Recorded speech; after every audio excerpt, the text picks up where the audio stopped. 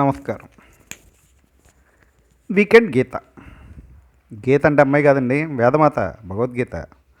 మనలో చాలామంది వారంలో 5 రోజులు బిజీ, 2 రోజులు బాగా బిజీ, కొంతమంది 6 రోజులు బిజీ, ఒకరోజు మరింత బిజీ. ఇంత బిజీ షెడ్యూల్లో భగవద్గీత గురించి తెలుసుకోవడానికి ఏముంటుంది? అదేదో పండితుల పను, యూట్యూబర్ల పను అనిపిస్తుంది. అక్కడే మనందరం తప్పులో కాలేస్తున్నాం. ఏ మెషిన్ కొన్నా డూస్ డోంట్స్తో ఒక మాన్యువల్ ఉంటుంది. అలానే మనిషి అనే మెషిన్కి కూడా మాన్యువల్ భగవద్గీత. సరే, వీకెండ్ గీత ఏమిటి? వీకెండ్లో ఒక 10 నిమిషాలు, 10 నిమిషాలు, ఏ సమయమైనా సరే, ఉదయం 5 గంటల నుంచి రాత్రి పడుకోబోయే ముందు వరకు 10 నిమిషాలు ఒక్క శ్లోకం చదివి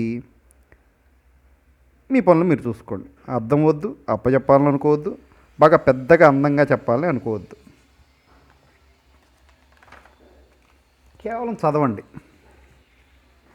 వారం మధ్యలో గుర్తొచ్చిన 5 నిమిషాలు కేటాయించి మళ్ళీ చదవండి. మీకేమీ రాదు, అయినా 10 నిమిషాలు కేటాయించాలనుకోండి. అమ్మో, భగవద్గీత పూజ చేసి చదవాలి, ఎవరితో అయినా చదివించుకోవాలి, ప్రసాదాలు తయారు చేయాలి, తాంబూలాలు ఇవ్వాలి, ఇలాంటి ఆలోచనలు ఏం పెట్టుకోవద్దు. రోజు ఫోన్లో ఎన్నెన్నో చూస్తున్నాం, ఎవరెవరితో ఏదో ఒకటి మాట్లాడుతున్నాం. మనలో ఉండే అర్జునుడి కోసం మనమే కృష్ణుడిగా మరి 10 నిమిషాలు కేటాయించుకోలేమా? ఆలోచించండి. సరే, గీత చదవడం ఒక శ్లోకం ద్వారా మొదలు పెట్టాలనుకున్నాం, కానీ ఏ శ్లోకంతో, ఏ అధ్యాయంతో? సాధారణంగా అందరూ భక్తి అధ్యాయంలో మొదటి శ్లోకంతో ప్రారంభిస్తారు. మంచిదే. గీతకు సంబంధించిన ప్రాథమిక పరిజ్ఞానం ఏమిటంటే 18 అధ్యాయాలు, 700 శ్లోకాలు ఉన్నాయి. కానీ గీత మొదలుపెట్టడానికి 700 శ్లోకాలు కాకుండా ఇంకో కొత్త వాక్యంతో లేదా శ్లోకంతో మొదలుపెట్టచ్చు. అదేమిటో చెప్పే ముందు ఇంకొక చిన్న మాట. చాలామంది నిత్య పారాయణం చేసే వాళ్ళకి కూడా గీతలో అధ్యాయాలన్నీ గడగడ ఈ అధ్యాయాలు 18 వరుసలో ఉన్నాయనేది చెప్పలేరు. అంటే అందరి గురించి కాదు, చాలామందికి అలా చెప్పడం అనేది కుదరకపోవచ్చు.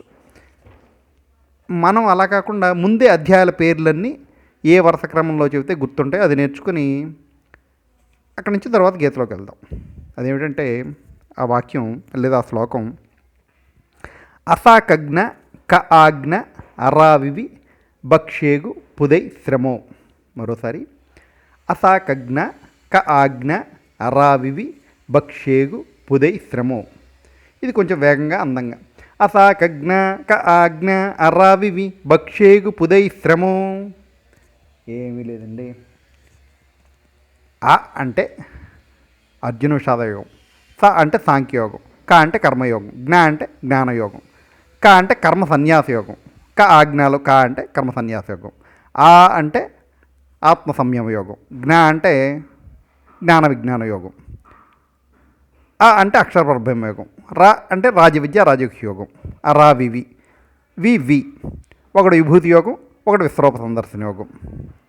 అరావివి అయిపోయాక భక్షేగు, భా అంటే భక్తి యోగం, క్షే అంటే క్షేత్ర విభాగ యోగం, గు అంటే గుణత్రయ విభాగ యోగం. భక్షేగు అయిపోయింది. తర్వాత పుదై శ్రమో పురుషోత్తమ ప్రాప్తి యోగం, పుదై దైవాస సంపద్భాగ యోగం, శ్రమో శ్రద్ధాత్రయ భాగం, మోక్ష సన్యాస యోగం. ఇలా 18 అధ్యాయాలు ఈ వాక్యం ద్వారా వరుస క్రమంలో గుర్తుపెట్టుకోవచ్చు.